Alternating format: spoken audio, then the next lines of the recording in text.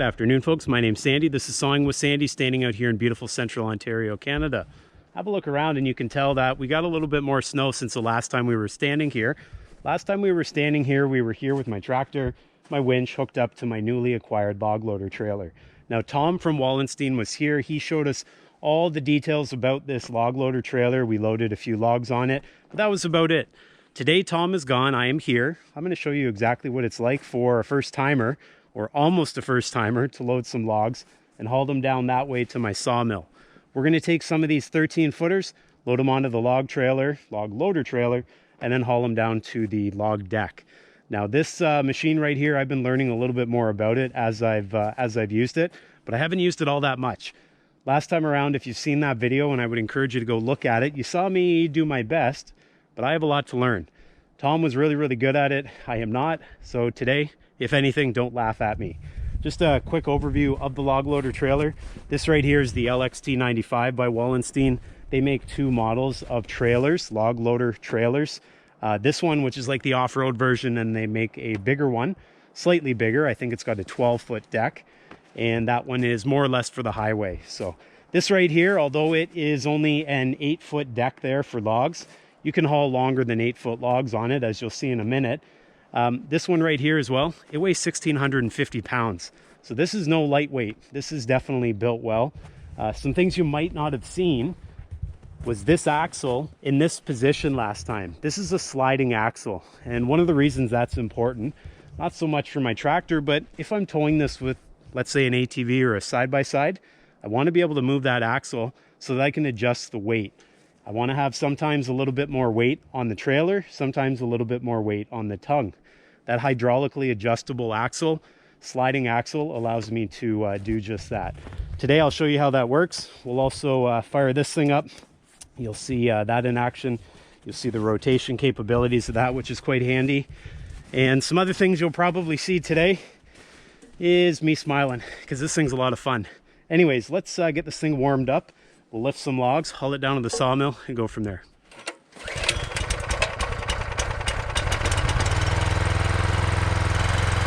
Can't go wrong there.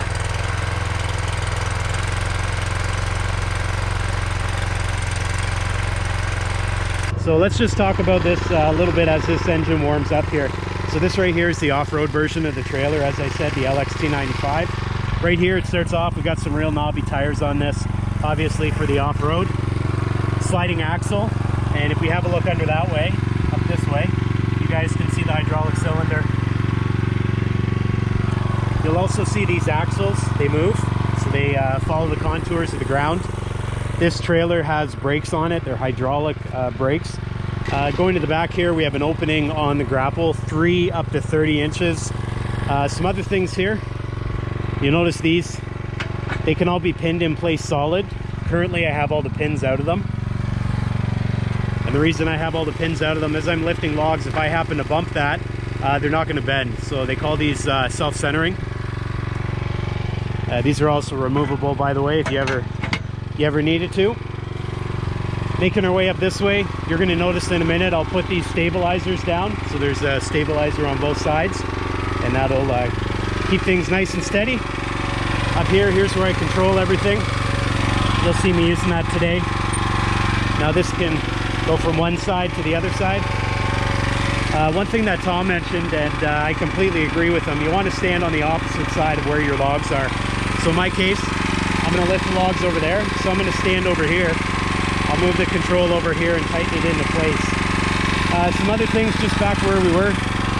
You see our hydraulic tank. We also have a pin here.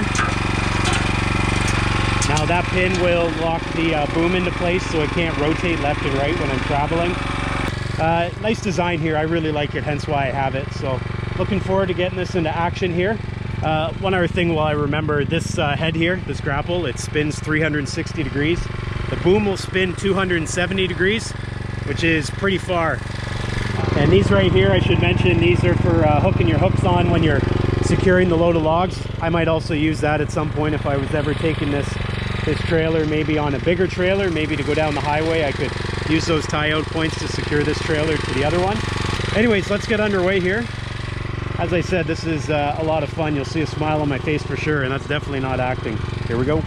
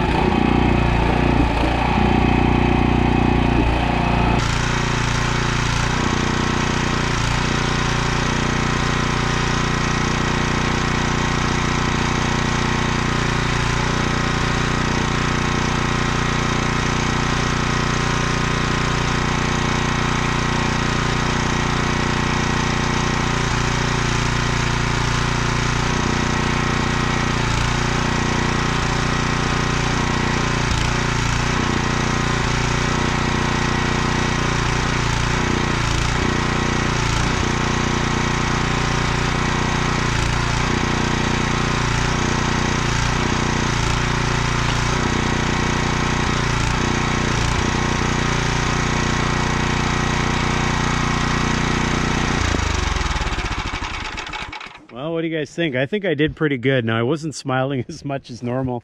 I didn't want to embarrass myself on camera, but the truth is I probably only moved about 15 logs in total with the new LXT95, the log loader trailer. And so I was going quite slow. I was being very careful. Now, the controls are pretty easy to use. There's really only two main joysticks that I'm using. And if we make our way up here, you'll see what they are. They stick out, so they're obvious. There they are. The only other one that I was using just a little bit was this one. And this is the one that opens and closes the grapple. And then these two control the actual boom itself. So you can really get a feel for it, but obviously you need some joystick time in order to do that. I haven't quite had as much as I'd like, but that's what we're out here for, getting a bit more experience. Now, overall, worked pretty well. You saw me the odd time right off the start. I think I bumped this with the log, and that's one of the reasons I think they designed it so that you can pin it solid or make it loose. If this was solid and I bumped it hard enough, I would definitely bend it, and it's kind of nice they thought of that. Now, just some other things on here, just in case you're wondering about specs. This trailer right here, it'll hold 5,000 pounds. It's rated for, I think it's got an 800-pound capacity in terms of lift with the boom. 6.5 horsepower Vanguard engine. Pretty quiet. You heard me using it there, and it wasn't, you know, you weren't needing earmuffs to run it, and I'm standing right beside it. Some other neat things with this engine. Tom mentioned it last time, and I have some experience with this Vanguard. I have it on a wood splitter as well. It's worked well. You'll notice here, there's no fuel shut off. It's all incorporated into the throttle there. So when you put it to stop, like when I'm all done here today, that shuts the fuel off as well. I don't have to worry about leaving that on. The only other lever there is the choke. Now, one thing I was bringing you down this way for is because this engine is mounted to this steel plate, but under the steel plate, you'll see a bit of a gap. It's because they have dampening. You see the rubber mounts? So this engine is not going to rattle your teeth out because it's actually dampened with those rubber mounts, which is quite nice that they thought of that. So overall, worked pretty well. As I said before, these are 13-foot logs. No problems putting this on this trailer here. If I was going to tow this with like an ATV or a UTV, the sliding axle would come into play. I would obviously have the engine back on, but I can control where this axle is positioned. You'll notice it's all the way back right now. That's going to put more tongue weight on the tractor. If I had a UTV, ATV towing it, I might adjust that axle position a little bit so that I can either put more weight on the trailer axles or more weight on the tongue of the machine. So kind of nice that way. Now back over this way, you saw me swiveling the grapple around quite a bit. That grapple swings 360 degrees. That's very, very important because my whole goal here is to keep the log from being over top of me. If something was to ever fail, which I never anticipated, but if it were, I don't want that log to fall onto me. And so having that rotation of the grapple allows me to keep the log out away from me. And then when I get to this position, I can just sort of rotate it into position. And then you saw me pulling it back up against that end stop there. So having that rotation is very nice. Having the flexibility to move the boom in and out, up and down is quite nice as well. So, and one other thing about the boom, this boom will rotate 270 degrees. So basically way out here and then all the way back to the other side. Lots of range for that. One other thing, just as we're about to take some small hills with this load on, this trailer does have brakes, and you can see them on this wheel right here. And if we swing around to the other side, you can see them over there on that same wheel. Those brakes are hooked up to this cylinder. This cylinder gets activated when you lift this little lever up, and you can see that little space down in there. When that space collapses under load, then what will happen, you'll apply pressure, the pressure will go to the brakes, and then the trailer will slow down. Kind of nice, especially if you have a good load on and you have a lighter machine. You don't want the load pushing the machine. Just down here with one more thing, you'll notice the coupler here hooked up to the tractor.